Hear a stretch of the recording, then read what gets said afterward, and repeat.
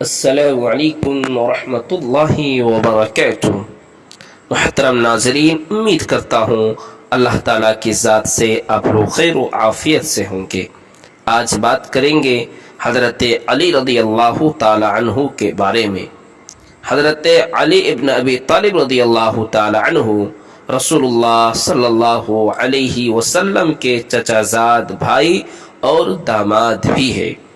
حضرت فاطمہ زہرا رضی اللہ تعالی عنہا کے شوہر اور حضرت حسن رضی اللہ تعالی عنہ اور حضرت حسین رضی اللہ تعالی عنہ کے والد محترم ہیں۔ بچوں میں سب سے پہلے حضرت علی رضی اللہ تعالی عنہ نے صرف 9 سال کی عمر میں اسلام قبول کر لیا تھا۔ آپ رضی اللہ تعالی عنہ نے کبھی بتوں کی پرستش نہیں کی۔ حضور صلی اللہ علیہ وسلم نے حضرت علی رضی اللہ عنہ کی پرورش کی تھی۔ وہ بڑے بہادر اور طاقتور انسان تھے۔ ان کی بہادری کا اظہار غزوہ خندق میں اس وقت ہوا جب دشمنوں کی طرف سے عمرو بن عبد ودہ سامنے آیا، جو تنہا 1000 شہ سواروں کے برابر سمجھا جاتا تھا۔ اس نے کہا، کون ہے جو میرے مقابلے میں آنے کی ہمت رکھتا ہے؟ اس پر حضرت علی رضی اللہ تعالی عنہ آگے بڑھے اور مقابلہ کیا۔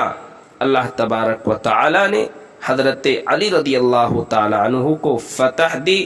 اسی طرح رسول اللہ صلی اللہ علیہ وسلم صحابہ کے ساتھ خیبر پہنچے اور تمام قلعے ایک ایک کر کے فتح ہو گئے، لیکن سب سے بڑا قموس نامی قلعہ فتح نہیں ہو رہا تھا۔ تو رسول اللہ صلی اللہ علیہ وسلم نے فرمایا، کل جھنڈا اس شخص کے ہاتھ میں ہوگا جس کو اللہ اور اس کا رسول پسند فرماتا ہے، اور اسی کے ہاتھ یہ قلعہ فتح ہوگا۔ اگلے دن رسول اللہ صلی اللہ علیہ وسلم نے حضرت علی رضی اللہ عنہ کو جھنڈا دیا۔ خیبر کے قلعے کا دروازہ اتنا بھاری تھا کہ 40 آدمی بھی اس کو اٹھا نہیں سکتے تھے، مگر حضرت علی رضی اللہ تعالی عنہ نے تنہا اس دروازے کو اکھاڑ لیا، اور اللہ نے انہی کے ہاتھوں اس قلعے کا فتح عطا فرمائی۔